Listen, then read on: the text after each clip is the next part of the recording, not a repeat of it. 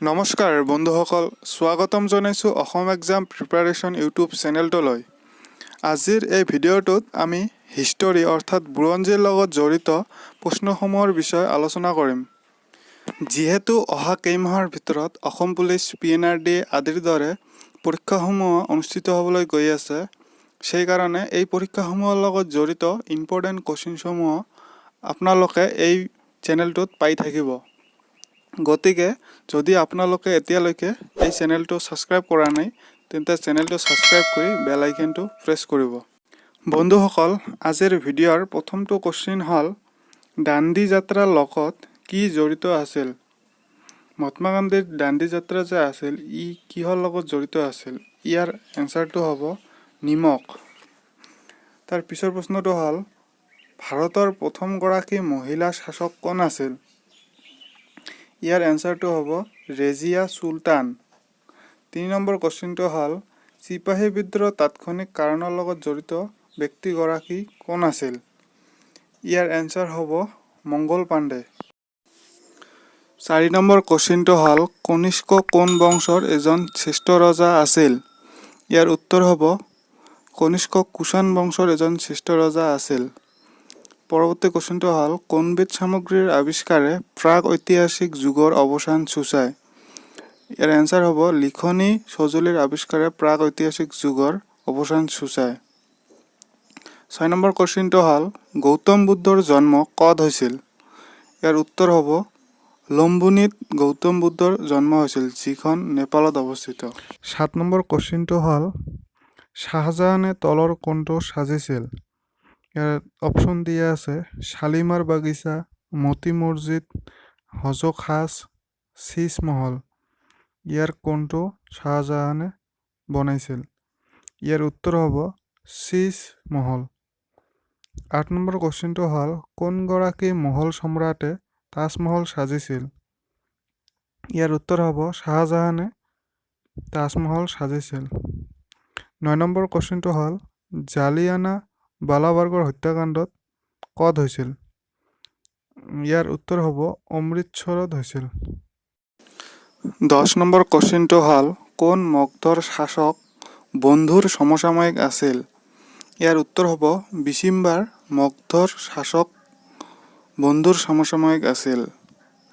ইয়াৰ পিছৰ কুৱেশ্যনটো হ'ল, প্ৰাচীন সমুদ্ৰত বীণ বজোৱা অৱস্থাত দেখুৱাই মুদ্ৰিত কৰা হিন্দু ৰজাজনৰ নাম কি আছিল?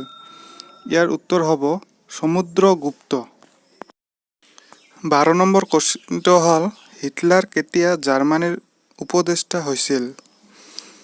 ইয়াৰ উত্তৰ হ'ব 1933 খ্ৰীষ্টাব্দত হিটলাৰ জাৰ্মানীৰ উপদেষ্টা হৈছিল। 13 নম্বৰ কুৱেশ্যনটো হ'ল, ৰাজস্থানৰ আজমেৰত অৱস্থিত তাৰাগড় দুৰ্গ কোনে নিৰ্মাণ কৰিছিল? ইয়াৰ উত্তৰ হ'ব আকবৰে নিৰ্মাণ কৰিছিল।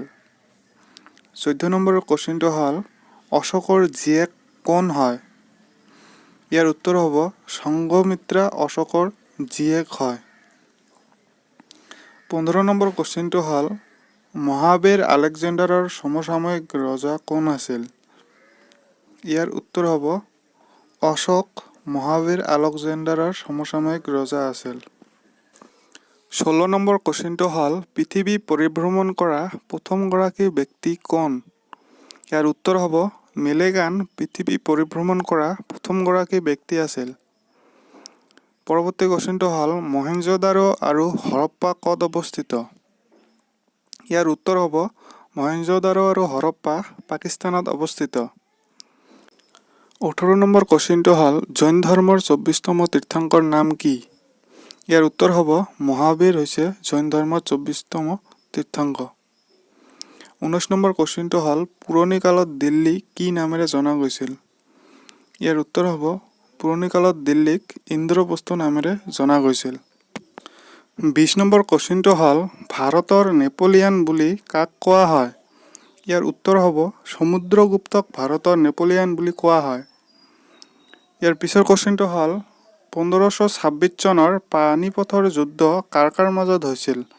ইয়াৰ উত্তৰ হ'ব বাবৰ আৰু ইব্ৰাহিম লোডিৰ মাজত পানিপথৰ যুদ্ধ হৈছিল। 22 নম্বৰ কুৱেশ্যনটো হ'ল, কাশ্মীৰ বুৰঞ্জীৰ তথ্য সম্বলিত উৎস গ্ৰন্থখন কি? ইয়াৰ উত্তৰ হ'ব কলহনৰ ৰজত ৰংগিনী। 23 নম্বৰ কুৱেশ্যনটো হ'ল মগধ নামৰ ঠাইখিনি কোন ৰাজ্যত অৱস্থিত? ইয়াৰ উত্তৰ হ'ব মগধ নামৰ ঠাইখিনি বিহাৰত অৱস্থিত। তাৰ পিছৰ কুৱেশ্যনটো হ'ল 1303 খ্ৰীষ্টাব্দত আলাউদ্দিন খিলজীয়ে চিত্তৰ আক্ৰমণ কৰি জয় কৰাৰ সময়ত তাত কোনে শাসন কৰিছিল? ইয়াৰ উত্তৰ হ'ব ৰাণা সঙ্গ। আজিৰ অন্তিমটো কুৱেশ্যন হ'ল দিল্লীৰ কুতুব মিনাৰ আধাৰশিলা কোনে স্থাপন কৰিছিল? ইয়াৰ উত্তৰ হ'ব কুতুবুদ্দিন আইবাকে দিল্লীৰ কুতুব মিনাৰৰ আধাৰশিলা স্থাপন কৰিছিল।